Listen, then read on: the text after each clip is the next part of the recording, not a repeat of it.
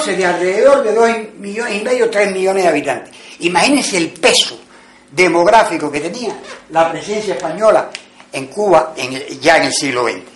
Un peso enorme. En Cuba es muy difícil encontrarse a alguien que no tenga algún ascendiente español. Entonces, bueno, ahora se está demostrando con esta locura de la ley de memoria histórica y esas cosas. Hay 250.000 solicitudes en Cuba. 250.000. Es decir, ya termino. Ni leyenda negra ni leyenda rosa. La historia es como es la historia y como ha sido, con sus aspectos buenos y sus aspectos malos. Pero repito, no creo que esa leyenda negra ni ha existido ni va a tener posibilidades de existir en Cuba por estas razones y otras más que pudiéramos decir. Y terminé.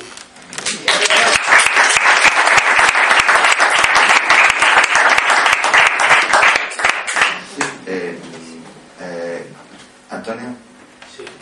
Bueno, yo quería que matizaras un aspecto, porque cuando hablas de que los patriotas cubanos no tienen ningún motivo para querer a España, al hablar de Cuba distingues entre los gobernantes y los que tú llamas patriotas, que son los que se oponen a los gobernantes.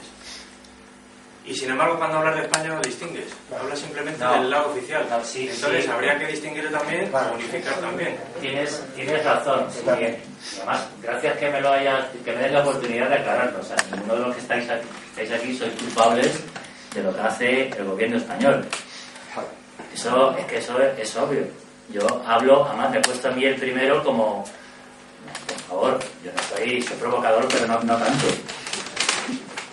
En cualquier caso sí tengo que decir algo y, bueno, tampoco se anuncian mucho, pero Orlando y Leopoldo Fornés, un historiador cubano que está aquí, a los tres nos consta que sí se convocan cada poco tiempo algún tipo de manifestación o de concentración para denunciar lo que hace el gobierno español en Cuba.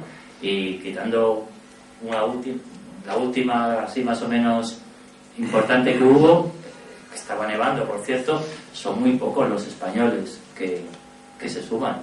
Es verdad que no tenemos medios para convocarlas, para anunciarlas, pero que estoy convencido de que todos los que estáis aquí sentís el sufrimiento de los cubanos y que no estáis de acuerdo con lo que han hecho los gobiernos en Cuba, que eso está claro.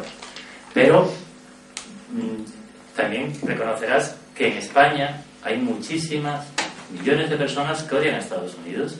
Y como odian a Estados Unidos, compran la patraña de la potencia negra. Esa es otra leyenda negra. El antiamericanismo es una leyenda negra. Entonces, yo no puedo ver con buenos ojos los aviones repletos de españoles para viajar a Cuba, para hacer lo que hacen allí. Yo no lo puedo ver con buenos ojos eso. Yo me sentiría un miserable si no denunciara eso. Y no culpo. Aquí ninguno tenéis pinta de hacer eso. Tú tampoco, Antonio. Sí. Bueno, yo la verdad es que sí quería haber dicho una cosa, porque, y sabiendo que hay un historiador, a lo mejor dirigirme más bien a él. El problema, y yendo a lo que es la parte primera, porque luego al final creo que se distinguía en la conferencia dos partes, una en la que se hacía a partir del discurso de Fidel Castro ante el Papa un recordatorio de pues chusco, pero que tradicionalmente ha sido la leyenda negra clásica, y hacías tú una segunda leyenda negra del comportamiento de los gobiernos españoles con un final así de un poco, ya que nos dirigimos a un valenciano, de traca final, de falla, ¿verdad?, en el que realmente has acudido a los últimos años de España con auténtica función. Pero yo me centraría en el principio, porque a mí siempre me ha preocupado y me ha inquietado un asunto. Hoy en día, si vemos el conjunto de América, ¿no?, desde Alaska a la Patagonia, es un continente despoblado. O sea, es de los de más baja densidad del mundo. Está vacío, no tiene habitantes. Y mira qué grande Asia, mira qué grande subcontinentes como la India, lo pequeñita que es Europa, lo llena que está. Claro, si miramos las proporciones de población de hoy, en el que ha habido una brutal migración desde Europa, África y Asia a América, y sigue estando despoblada. Y si pensamos que la mayor parte de los territorios americanos, los primeros pobladores, fueron los europeos, porque no había pobladores anteriores a ellos, como pasa también en otras partes del mundo. Los primeros pobladores no son indígenas, que no había porque no habían llegado. ¿De dónde sale esa cifra de 70 millones de habitantes que había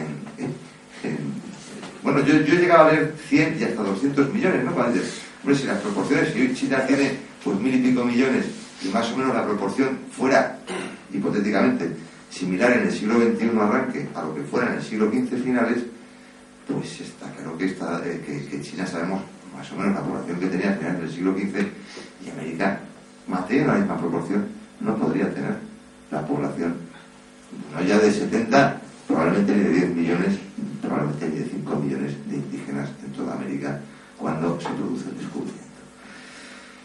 Cierto que luego el caso cubano efectivamente tiene un lado muy amargo, ¿no? El conjunto de las emancipaciones americanas, y yo sobre eso sí quería preguntarte más en particular, o aprovechando que tenemos aquí un historiador, preguntarle a él por qué realmente el caso cubano es pintoresco en todos, ¿no? Siempre está un poco a contrapunto.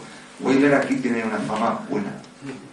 Weyler es un general al que se le destituye porque está a punto de resolver, probablemente precisamente a partir de ese procedimiento, luego utilizado por otros países, en otros contextos, no hablaremos ahora de ello porque sería largo, solo que con mejores resultados, probablemente también porque la población en Cuba no era tan nítidamente independentista. La guerra probablemente generaría allí graves problemas. Pero es un país de contrastes, ¿no?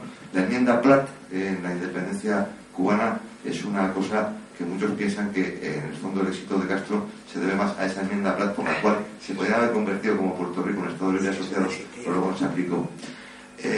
Luego, curiosamente, al poder llega un terrible Batista, que es un hombre que llega al poder como izquierdista y es derrocado por Fidel Castro desde una perspectiva derechista.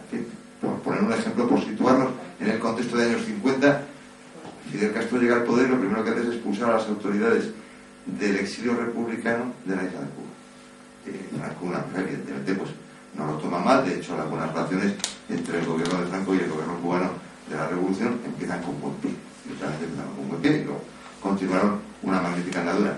Y finalmente resulta que, y eso es verdad, y algo de la denuncia que estaba haciendo Víctor, pues son más que razonables. Resulta que cuando en España se da una transición cuyos resultados tampoco me hacen a mí feliz, las cosas en su punto, yo creo que casi ninguno de los que estamos en la sala, sí que es cierto que es cuando más se ha apoyado desde España institucionalmente a una dictadura que no deja de ser pues una de las más feas que hay en este planeta, y que sin embargo, cierto que seguramente no en esta sala o no en otros ambientes o en muchos ambientes incluso en España, pero sí que entre amplios sectores de la población tiene una buena prensa, por así decirlo. Un poco pues esa miscelánea que he hecho, y si me permite el profesor Fornés, de un comienzo en el que tenemos una situación, ¿qué pasa? ¿Cómo había tantos indígenas en un continente que sigue estando hoy en día vacío?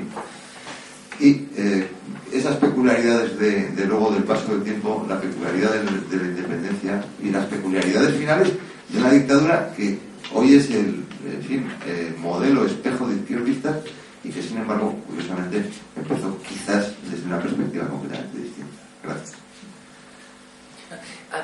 No. Leopoldo, antes de eso, yo también quería añadir una pregunta a la de Pedro. Cuando yo reseñé lo de que Fidel Castro fue educado por jesuitas antonianos, tú lo confirmaste con un gesto. Eso me gustaría que lo recordaras.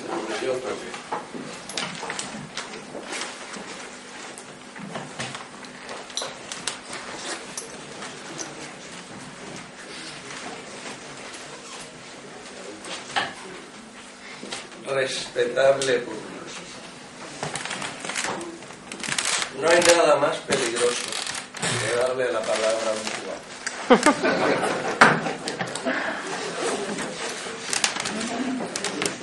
Hay uno, el hijo de un gallego, que lo tiene hace 50 años.